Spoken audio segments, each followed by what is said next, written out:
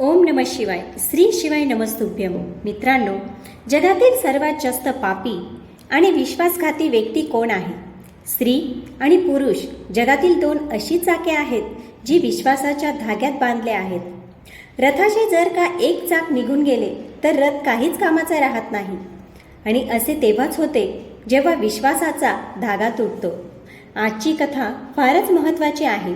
या व्हिडिओतून तुम्हाला सुखी जीवन जगण्यासाठी खूप काही शिकायला मिळेल. चला तर मग व्हिडिओला सुरुवात करूया. वास्तविकपणे सर्वात जास्त पापी आणि धोकेबाज कोण असतो? पूर्ण कहाणी मन लावून ऐका. चॅनलवर नवीन असाल तर लाईक आणि सबस्क्राईब करा. एका जंगलात एक तोता आणि मैना यांची जोडी राहत होती. त्या दोघांमध्ये खूप प्रेम होते. एकदा त्यांच्यात एका गोष्टीवरून छोटेसे भांडण झाले. तेव्हा तोता म्हणाला, या जगात सर्वात जास्त पापी आणि विश्वासघाती स्त्री आहे. तर मैना म्हणाली, तुम्ही चुकीचे बोलत आहात. जगात सर्वात जास्त पापी आणि विश्वासघाती स्त्री नाही तर पुरुष आहे. जेव्हा दोघं एकमेकांच्या बोलण्यातून असंतुष्ट होते तेव्हा ते महादेवांकडे पोहोचले आणि सर्व हकीकत सांगितली की देवा, तुम्हीच आमच्या भांडणाचा शेवट करू शकता. स्त्री आणि पुरुषात सर्वात जास्त पापी आणि विश्वासघाती कोण आहे? तोता आणि मैना यांची गोष्ट ऐकल्यावर महादेवांनी सांगितले, तू कसं काय सांगू शकतो की स्त्री पुरुषापेक्षा पापी आहे किंवा विश्वासघाती आहे? तेव्हा तोता म्हणाला, देवा, मी तुम्हाला एक कहाणी सांगतो. त्यावरून सिद्ध होईल की स्त्री सगळ्यात जास्त पापी आणि विश्वासघाती आहे. तेवढ्यात माता पार्वती तेथे आल्या आणि म्हणाल्या, मला सुद्धा कहाणी ऐकायची आहे. तेव्हा महादेव म्हणाले, हो, तुम्ही सुद्धा कहाणी ऐका.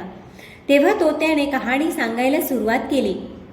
एक राज्यात चंद्रसेन नावाचा राजा राज्य करत होता.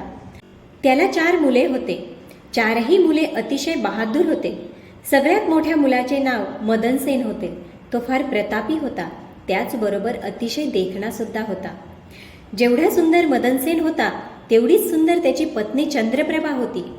आपल्यासमोर दुसऱ्या कोणत्याच स्त्रीला ती सुंदर समजत नव्हती. प्रत्येक कामात सुद्धा ती तेवढीच हुशार होती.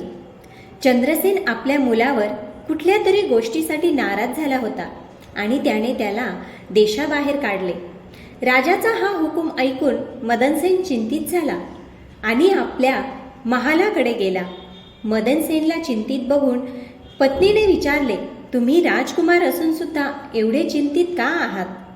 तेव्हा मदनसेन म्हणाला, तुला सांगून काय उपयोग? आज मला माझ्या वडिलांनी 12 वर्षासाठी देशाबाहेर काढले आहे, म्हणून मी तुझा निरोप घेण्यासाठी आलो आहे. हे ऐकताच चंद्रप्रभा बेशुद्ध होऊन जमिनीवर पडली. तिची अशी स्थिती बघून मदनसेन व्याकुळ झाला. तेव्हा मदनसेनला वाटले, पत्नीला सर्व काही सांगून मी फार मोठी चूक केली आहे असे मला वाटते. दासींनी तिच्यावर गुलाबजल शिंपडले आणि तिला शुद्ध आली. ती मदनसेनला म्हणाली, हे बघा, जर का तुम्ही मला सोडून परदेशी गेले तर मी कशी जगेन? मी पण तुमच्यासोबत जाईन. राजकुमार मदनसेन म्हणाला, तू माझ्यासोबत कशी काय येऊ शकते? परदेशात किती संकटांना तोंड द्यावे लागते आणि तू महालात राहणारी, नरम गालिचांवर चालणारी, अतिशय नाजूक आहेस. एवढे दुःख तू कशी काय सहन करशील? असे ऐकून राणी चंद्रप्रभा म्हणाली, तुमच्या सोबत राहून सर्व दुःख मी सहन करीन. राजवाड्यातील सुख तुमच्याशिवाय जंगलातील दुःखापेक्षा भयानक वाटतील. त्यापेक्षा मी तुमच्याबरोबर येईन तेच बरे होईल. तोता म्हणाला.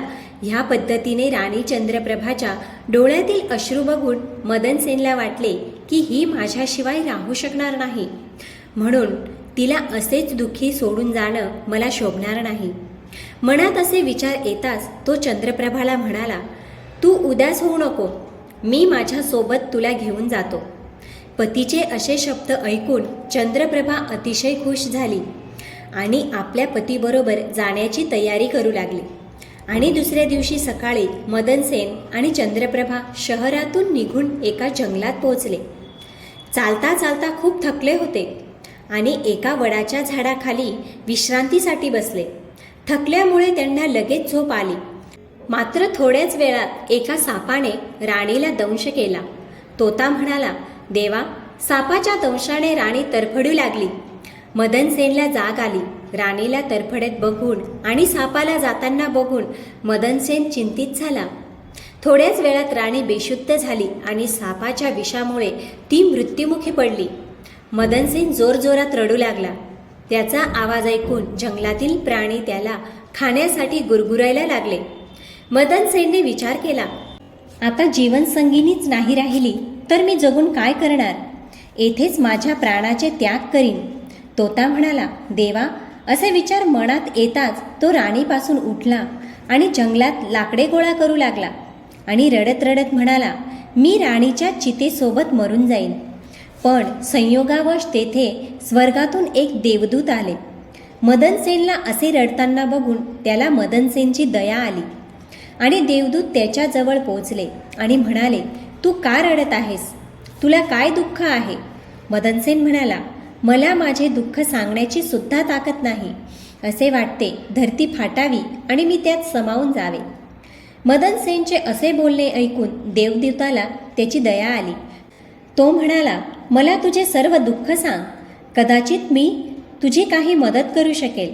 मदनसेन म्हणाला, मी एका राज्याचा राजकुमार आहे आणि चंद्रसेनचा मुलगा आहे. मला माझ्या वडिलांनी देश निकाला दिला आहे, म्हणून मी आणि माझी पत्नी जंगलात आलो. मात्र येथे सापाच्या दंशामुळे माझ्या पत्नीचा मृत्यू झाला. तिचा विरह मी सहन करू शकत नाही, म्हणून मी लाकडे जमा करत आहे आणि तिच्या चितेसोबत माझे सुद्धा प्राण देईन. मदनसेनचे बोलणे ऐकून देवदूत म्हणाले, तू मोठा मूर्ख आहेस. या दुनियेत माणसांचे येणे जाणे चालूच राहणार आहे. एके दिवशी हे शरीर सगळ्यांनाच सोडावे लागणार आहे, हे तुला सुद्धा माहीत आहे. या दुनियेत कोणीच कोणाच्या सोबत येत नाही आणि कोणी कोणाच्या सोबत जात नाही. तू जिवंत राहिलास तर तुला कितीतरी राण्या भेटतील, म्हणून तू माझे ऐक आणि हे मरणाचे विचार सोडून दे. हे मनुष्य देह मिळावा यासाठी देवसुद्धा तडपत असतात. हा देह नष्ट करण्याचे विचार का करत आहेस? मग तोता म्हणाला, देवा. देवदूतचे असे बोलणे ऐकून मदनसेन म्हणाला, महाराज, तुम्ही जे काही सांगितले ते खरे आहे, पण अशी पतिव्रता पत्नी मला कोणत्याच जन्मात नाही मिळणार. तिचा विरह मला सहन होत नाही, म्हणून मी तिच्यासोबतच मरणार. मदनसेनचे असे बोलणे ऐकून देवदूतला समजले की हा त्याच्या पत्नीशिवाय नाही राहू शकणार. देवदूत म्हणाला, राजकुमार, तुझ्या पत्नीला जिवंत करण्याचा एक उपाय आहे. तू माझे बोलणे नीट ऐक. जर का तू हा उपाय केला तर तुझी पत्नी जिवंत होईल. मदनसेन म्हणाला, महाराज, तुम्ही जे सांगाल ते मी करीन, फक्त माझी पत्नी जिवंत झाली पाहिजे. त्यावर देवदूत म्हणाला, तुझ्या पत्नीचे आयुष्य फक्त 20 वर्षाचे होते आणि ती 20 वर्ष जगली, पण तुझे आयुष्य 70 वर्षाचे आहे. तुझ्या आयुष्याचे 20 वर्ष संपले, अजून 40 वर्ष बाकी आहेत. जर का तू तुझ्या आयुष्याचा अर्धा भाग राणीला देशील तर तुमचे दोघांचे आयुष्य बरोबरीचे होईल आणि राणी जिवंत होईल. तोता म्हणाला, हे देवा. या प्रकारे देवदूतांचे बोलणे ऐकून राजकुमार म्हणाला, मला मान्य आहे. देवदूताने मदनसेनच्या हातात पाणी दिले आणि राणीला 20 वर्ष आयुष्य देण्याचा संकल्प घेण्यास सांगितले आणि राणीच्या हातापायावर पाणी टाकण्यास सांगितले. संकल्प घेतलेले पाणी मदनसेन राणीच्या हातापायावर टाकणारच होता. तेवढ्यात देवदूत म्हणाला, पाणी टाकण्याआधी माझी एक गोष्ट लक्षात ठेव. आता तुला राणीची गरज आहे. तिच्या हातापायावर पाणी टाकून तू तिला जिवंत करू शकतो, परंतु जर का भविष्यात राणीची गरज नसेल तेव्हा तू हा संकल्प परतसुद्धा घेऊ शकतो. जसा तू संकल्प परत घेशील तुझी राणी त्याच क्षणी मरण पावेल. लक्षात ठेव, या संकल्पाविषयी राणीला कधीच सांगू नको, नाहीतर तू संकल्प परत घेऊ शकणार नाही. नेहमी लक्षात ठेवावे, जीवनात काही गोष्टी नेहमी लपवून ठेवाव्यात. ही गोष्ट नेहमी तुझ्या लक्षात राहील. असे म्हणून आणि राणीवर पाणी शिंपडून देवदूत तेथेच अदृश्य झाले. तोता म्हणाला, देवा. राणी त्या क्षणाला उठून बसली आणि म्हणाली, आज मला फार गाढ झोप लागली होती. तुम्ही मला का नाही उठवले? मदनसेन म्हणाला, प्रिये, तू खूप थकली होतीस म्हणून मी तुला नाही उठवले. या प्रकारे राजकुमार मदनसेनने सर्व हकीकत राणीपासून लपवून ठेवली आणि तेथून पुढे चालू लागले. काही दिवसांनी त्यांना खूप सुंदर ठिकाण नजरेस पडले. ती एका फकीराची झोपडी होती. जेव्हा दोघं तेथे पोचले तेव्हा त्यांनी पाहिले की तेथे अतिशय देखणा तरुण हुक्का पीत आहे. हे खूप थकले होते म्हणून तिथेच फकीराजवळ जाऊन बसले आणि राजकुमार म्हणाला, मला फार तहान लागली आहे. मी विहिरीवर जाऊन पाणी पिऊन येतो.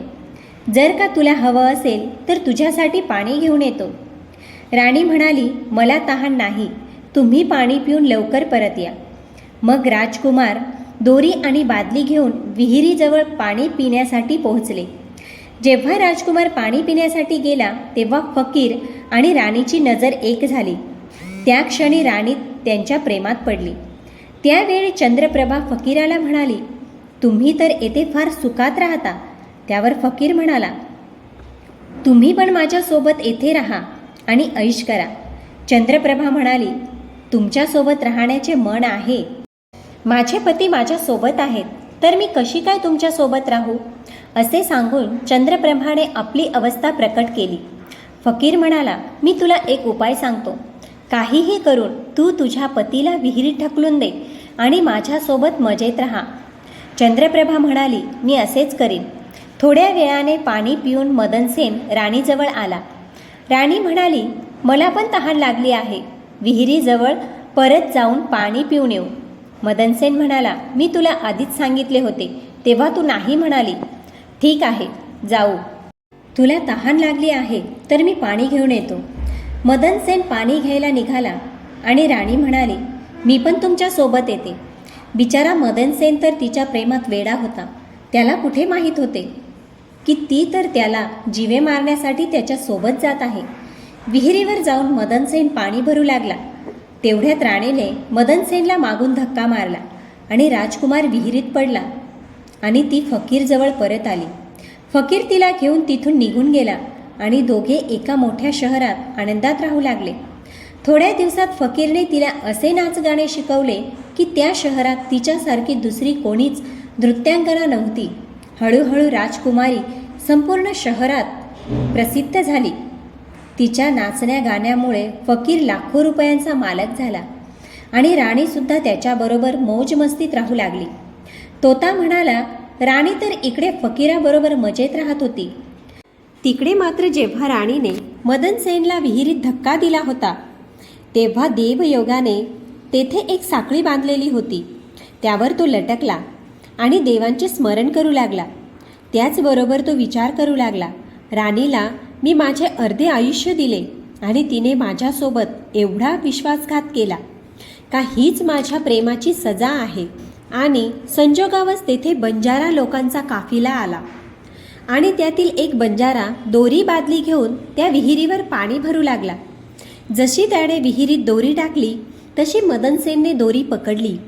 बंजारा चकित झाला. विहिरीत ढुंकून म्हणाला, तू कोण आहेस? मदनसेन म्हणाला, मी संकटात सापडलेला एक मनुष्य आहे. मला बाहेर काढा. माझे प्राण वाचवा. मी आजीवन तुमचे उपकार विसरणार नाही. असे म्हणून राजकुमार विनंती करू लागला. मदनसेनला दुःखी बघून बंजाराला त्याची दया आली. त्याने मदनसेनला बाहेर काढले आणि विचारले, तू कोण आहेस? तू विहिरीत कसा पडला? मला सर्व हकीकत सांग. मदनसेन म्हणाला, मी तुम्हाला माझे हाल काय सांगू? जे संकट माझ्यावर आले आहे ते तुम्हाला सांगताना माझे काळीच फाटेल. जर का तुम्हाला ऐकायचं आहे तर मी तुम्हाला सांगतो. मी एक राजकुमार आहे. माझ्या वडिलांनी मला नाराज होऊन देशातून काढून दिले. मी माझ्या पत्नीबरोबर एका जंगलात जाऊन पोहोचलो. माझी पत्नी आणि मी एकमेकांवर फार प्रेम करत होतो. तिला जंगलात साप चावला, त्यामुळे तिचा मृत्यू झाला. तेव्हा मी जंगलात शोक करत होतो. त्यावेळी देवदूतांनी दया करून माझे अर्धे आयुष्य तिला दिले आणि माझ्या पत्नीला जिवंत केले. मग आम्ही जंगलात पुढे चालू लागलो. थोड्याच दिवसात अशा एका ठिकाणी पोहोचलो जेथे एक फकीर राहत होता. मला तहान लागली होती म्हणून मी विहिरीवर पाणी पिण्यासाठी गेलो. परत आल्यावर पत्नी म्हणाली, मला पण तहान लागली आहे. मला पण पाणी प्यायचे आहे. असे म्हणून पत्नी माझ्यासोबत विहिरीवर आली. मी विहिरीतून पाणी काढत असताना तिने मला विहिरीत ढकलले. नशिबानं तेथे लटकणारी लोखंडाची साखळी माझ्या हातात आली आणि माझे प्राण वाचले. मग तुम्ही तेथे आलात आणि मी तुम्हाला हाक मारली आणि तुम्ही मला विहिरीतून बाहेर काढले. तोता म्हणाला, देवा. अशा प्रकारे मदनसेनने सर्व हकीकत बंजाऱ्याला सांगितली आणि शांत झाला. बंजारा त्याचे प्रामाणिकपणा आणि राणीची कर्तूत ऐकून अफसोस करत म्हणू लागला, स्त्रीचरित्राला देव नाही समजले तर मनुष्य कसे समजू शकेल. असे म्हणून त्याने मदनसेनला मिठी मारली आणि म्हणाला, तू काही चिंता करू नको. देव फार दयाळू आहे. तुझे नक्कीच चांगले होईल. तो म्हणाला, तुझी इच्छा असेल तर तू आमच्या टोळ्यात राहू शकतो. अशा प्रकारे मदनसेनने त्यांच्यासोबत राहणे मान्य केले. थोड्या दिवसात संयोगाने बंजाराचे टोळे त्याच शहरात आले जेथे फकीर आणि राणी राहत होते. मदनसेन बंजाऱ्याला म्हणाला, या शहरात थोडे दिवस राहायची माझी इच्छा आहे. बंजारा ठीक आहे म्हणाला आणि मदनसेन बंजाराला सांगून शहरात आला आणि काम शोधू लागला. थोड्या दिवसात त्याला एका मोठ्या व्यापाराकडे नोकरी मिळाली. तो तेथेच राहून मोठ्या इमानदारीने मेहनत करू लागला. त्याचे काम बघून व्यापाऱ्याने त्याला मोठा मान सन्मान दिला. त्याला तेथील मुनीम बनवले. मदनसेनचे दिवस अगदी आरामात व्यतीत होऊ लागले. एके दिवशी संयोगाने त्या नगरातील राजाकडे चंद्रप्रभाच्या नृत्याचे आयोजन केले होते. राजाने नगरातील सर्व मोठे व्यापारी, शेठ, सावकारांना नृत्य बघण्यासाठी आमंत्रण दिले. ज्या दिवशी चंद्रप्रभाचे नृत्य होणार होते त्या दिवशी व्यापारी तसेच शेठ, सावकार राजाकडे पोहोचले. मदनसेनने सुद्धा या नृत्याबद्दल बरेच ऐकले होते. राजकुमारने विचार केला की मला सुद्धा या नर्तकीचे नृत्य अवश्य बघायला हवे आणि मदनसेन राजाकडे आपल्या शेठबरोबर पोहोचला. तिकडे राणी नृत्य करण्यासाठी साज शिंगार करून उभी होती तेव्हा ती अप्सरासारखी सुंदर दिसत होती. राणीने बरेच राग आपल्या मधुर आवाजात गायले, ज्याला ऐकून तेथे बसलेले सगळे लोक वाहवाह करायला लागले. तिला राजाने तसेच इतर लोकांनी अनेक बक्षिसे दिली. राजा मदनसेनने आपल्या हातातील हिरे जडित अंगठी चंद्रप्रभाला भेट दिली. राणीने अंगठी ओळखली आणि मनातल्या मनात म्हणू लागली, हा तर माझा पती आहे आणि तो जिवंत आहे. आता तो मला जिवंत सोडणार नाही. काहीतरी उपाय करावा लागणार ज्यामुळे तो मारला जाईल. आता राजाला एक असे तडकते फडकते राग ऐकवते ज्यामुळे राजा खुश होईल आणि मला काही इनाम मागण्यास सांगेल. मग मी राजाद्वारा याला मारण्यास सांगते. चंद्रप्रभाने राजाला एक तडकती फडकती अशी रागिणी ऐकवली आणि राजा अतिशय खुश झाला. चंद्रप्रभाला म्हणाला, आम्ही खूप प्रसन्न झालो. बोल, तुला काय हवे? तू जे म्हणशील तुला तेच मिळेल. राजकुमारी म्हणाली, जर तुम्ही माझ्याने प्रसन्न आहात तर आधी मला वचन द्या. जे मी मागेन तेच मला द्याल. राजाने चंद्रप्रभाला वचन दिले. तेव्हा ती म्हणाली, तुमच्या या सभेत माझा एक चोर आहे, त्याला तुम्ही फाशीची सजा द्या. राजा म्हणाला, त्या चोराला लगेच माझ्यासमोर हजर कर. तोता म्हणाला, हे प्रभू. राणीने मदनसेनचा हात पकडला आणि राजासमोर घेऊन गेली. राजाने सैनिकांना आदेश दिला, याला कसायाच्या हवाली करा. कसाई त्याचा हात पकडून त्याला मारण्यासाठी घेऊन जायला लागले. त्या क्षणी मदनसेनचा मालक जो व्यापारी होता तो घाबरला आणि त्याला विचारले, तू या नर्तकीचे काय चोरले आहेस ज्यामुळे ही तुला मृत्यूदंड देण्यास सांगत आहे? मदनसेन म्हणाला, मालक, मी हिचे काहीच नाही चोरले, पण तुम्ही राजाला माझ्या 2 गोष्टी ऐकण्यासाठी राजी करा ज्यामुळे माझे प्राण नक्की वाचतील. मदनसेनचा मालक हे ऐकून तेथील सावकार आणि व्यापाऱ्यांजवळ गेला आणि त्याने सर्वांना सांगितले, मित्रांनो, राजाला सांगा न्याय करे, नाहीतर आपण सर्व हे शहर सोडून दुसऱ्या शहरात निघून जाऊ. या पद्धतीने विचार विनिमय करून सगळे व्यापारी राजाजवळ आले आणि म्हणाले, राजासाहेब, आमचा मुनीम निर्दोष आहे. त्याच्या 2 गोष्टी तुम्ही ऐकाव्या. राजा म्हणाला, ठीक आहे, मुनीमला घेऊन या. मग व्यापारी मदनसेनला राजाकडे घेऊन आले. राजा म्हणाला, तुला जे काही बोलायचे आहे ते माझ्यासमोर बोल. राजकुमार म्हणाला, माझा असा कोणता गुन्हा आहे की ज्यामुळे तुम्ही मला मरणाची शिक्षा दिली? तेव्हा राजा म्हणाला, तू या नर्तकीचा चोर आहेस.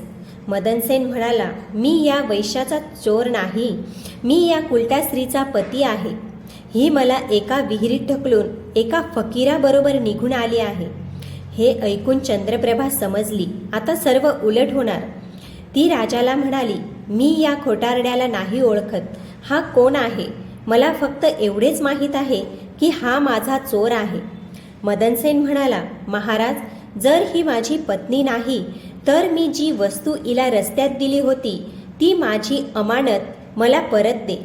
मग मदनसेनने तिच्याकडे दृढ नजरेने बघितले आणि चंद्रप्रभाने त्याचे हे बोलणे मान्य केले. मग राजकुमार मदनसेन म्हणाला, तुझ्या हातात पाणी घे. तुझा माझा न्याय आता याच सभेत होईल. पाणी घेऊन म्हण, मी जी वस्तू याच्याकडून घेतली होती ती मी याला परत करत आहे. राजकुमारने सांगितल्याप्रमाणे राणी हातात पाणी घेऊन म्हणाली, जी वस्तू याने मला रस्त्यात दिली होती ती मी त्याला परत करत आहे. असे बोलून राणीने जसे पाणी आपल्या हातातून सोडले तसेच राणीचे प्राण पाखरू उडून गेले. तेथील सर्व लोक आश्चर्यचकित झाले. राजाने घाबरून मदनसेनला विचारले, हे काय झाले? याचे कारण मला सांग. तेव्हा मदनसेनने आपल्याविषयी सांगण्यास सुरुवात केली. आपल्याला देशातून काढून देण्यापासून आत्तापर्यंतची सर्व हकीकत राजाला सांगितली. राजाने मदनसेनला मिठी मारली आणि आपल्या मुलीचे लग्न मदनसेन बरोबर लावून दिले आणि फकीरला फाशी देण्याचा हुकूम दिला.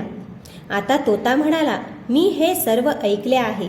मी सुद्धा स्त्रियांशी नफरत करतो, म्हणून मी सांगतो, स्त्री सर्वात जास्त पापी आणि विश्वासघाती असते.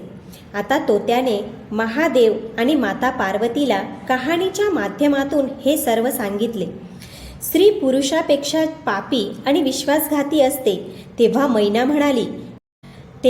म्हणाली, मी याच्या या गोष्टीत संतुष्ट आहे, पण 100तून 1-2 स्त्रिया निष्ठुर, पापी आणि चरित्रहीन असतात, परंतु पुरुष स्त्रियांपेक्षा जास्ती निष्ठुर, पापी आणि विश्वासघाती असतात.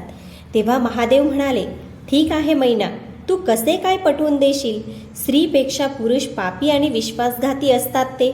तेव्हा मैना म्हणाली, देवा, मी सुद्धा तुम्हाला एक कहाणी ऐकवते. त्यावरून सर्व स्पष्ट होईल की कोण पापी आणि धोकेबाज असते.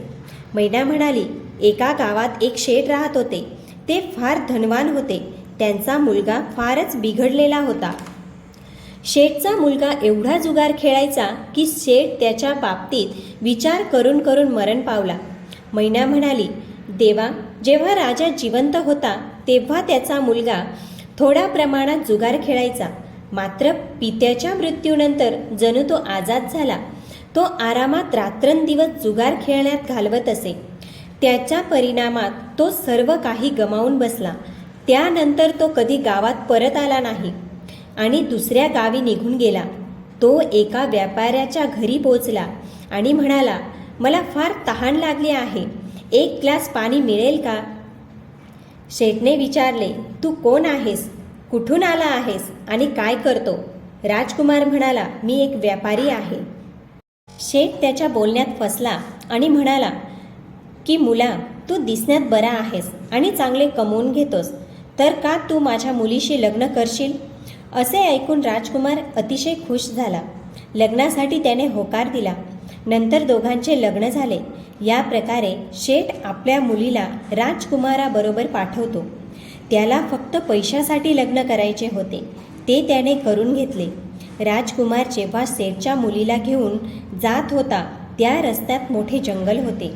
तो शेठच्या मुलीला म्हणाला, आपण जंगलातून जात आहोत. कोणताही चोर तुझे दागिने चोरू शकतो. तुझे सर्व दागिने काढून मला दे. तिने त्याच्यावर विश्वास ठेवला आणि सर्व दागिने पतीला दिले. पती म्हणून तिने त्याच्यावर पूर्ण विश्वास ठेवला. त्यानंतर राजकुमारने पत्नीचे सर्व दागिने एका कापडात बांधले आणि ते कमरेला बांधून घेतले. मग जंगलात एका ठिकाणी ते आराम करायला थांबले. त्यावेळी राजकुमारच्या मनात लालच निर्माण झाले. पत्नीबरोबर आलेल्या दासीला त्याने जीवे मारले आणि पत्नीला एका विहिरीत ढकलले आणि मनात विचार करू लागला, मी तर हिच्यासोबत फक्त पैशांसाठीच लग्न केले होते. आता मला पैसे मिळाले आणि ही पण आता पाण्यात बुडून मरेल. असा विचार करून तो तेथून निघून गेला. मात्र त्याची पत्नी मेली नाही आणि बाहेर निघण्यासाठी आवाज देऊ लागली. विहिरीजवळून एक माणूस जात होता. त्याला आवाज आला आणि त्याने तिला बाहेर काढले. तिने त्या माणसाला सर्व हकीकत सांगितली. त्या भल्या माणसाने मुलीला तिच्या पित्याच्या घरी सुखरूप पोचवले. घरी पोचल्यावर शेठने मुलीला विचारले. ती एक पतिव्रता होती म्हणून तिने वडिलांना खोटे सांगितले की जंगलात चोरांनी आमच्यावर हल्ला केला, दासीला ठार मारले आणि मला विहिरीत ढकलले, पण माझ्या पतीचा कुठे पत्ता नाही. शेठ म्हणाला, मुली, विचार करू नको, परमेश्वर सर्व नीट करेल. मैना म्हणाली, देवा. काही दिवसांनी तो राजकुमार त्याच शेठजवळ पोहोचला आणि विचार करू लागला, आता मी शेठला सांगेन की तुम्ही आजोबा होणार आहात. त्या बदल्यात ते मला खूप जास्त धन देतील. पण तो जसा तेथे पोहोचला, समोरच त्याची पत्नी दिसली. ती म्हणाली, मी वडिलांना ते सगळे काहीच सांगितले नाही जे तुम्ही माझ्यासोबत केले आहे, म्हणून तुम्ही सुद्धा काही सांगू नका, त्यामुळे खरे लपून राहील. मित्रांनो, एक म्हण आहे ना, ती तुम्हाला माहीतच असेल, आल्याची खोड मेल्या वाचून जात नाही. राजकुमारने बघितले त्याच्या पत्नीने खूप सारे दागिने घातले होते. तो म्हणाला, आता तू झोपून जा, सकाळी मी तुला घेऊन जाईन. रात्र झाली आणि त्याने आपल्या पत्नीचा चाकू मारून खून केला. तो सगळे दागिने घेऊन रात्रीच निघून गेला. आता मैना म्हणाली, हे देवा, आता न्याय तुम्हीच करा. जगात सर्वात पापी आणि धोकेबाज स्त्री आहे की पुरुष? आता न्याय तुमच्या हातात आहे. जेव्हापासून मी ही कहाणी ऐकली आहे तेव्हापासून मी सांगते, या जगात सर्वात जास्त पापी आणि विश्वासघाती पुरुष आहे. आता तोता आणि मैनाची कहाणी ऐकल्यावर महादेव म्हणाले, मी तुमच्या दोघांच्या गोष्टी अगदी लक्षपूर्वक ऐकल्या आहेत. मी तुमचा न्याय करतो. तुम्ही दोघे आपापल्या जागी बरोबर आहात, पण ज्या व्यक्तीची विचारसरणी अगदी नीच वृत्तीची असते तो सर्वात जास्ती पापी आणि विश्वासघाती असतो. मग ती स्त्री असो किंवा पुरुष असो, कारण पाप करण्याआधी ते विचार करत नाहीत, ते स्त्री आहेत की पुरुष, त्याला पाप करायला हवे की नाही. मित्रांनो, नीच वृत्तीची विचारसरणी असणारा व्यक्तीच पापी आणि विश्वासघाती असतो. मित्रांनो, महादेवांचा न्याय जर तुम्हाला आवडला असेल तर लाईक अवश्य करा आणि कमेंटमध्ये ओम नमः शिवाय लिहायला अजिबात विसरू नका. आणि पापी तसेच विश्वासघाती लोकांपासून दूर राहून आपले जीवन सुखात व्यतीत करा.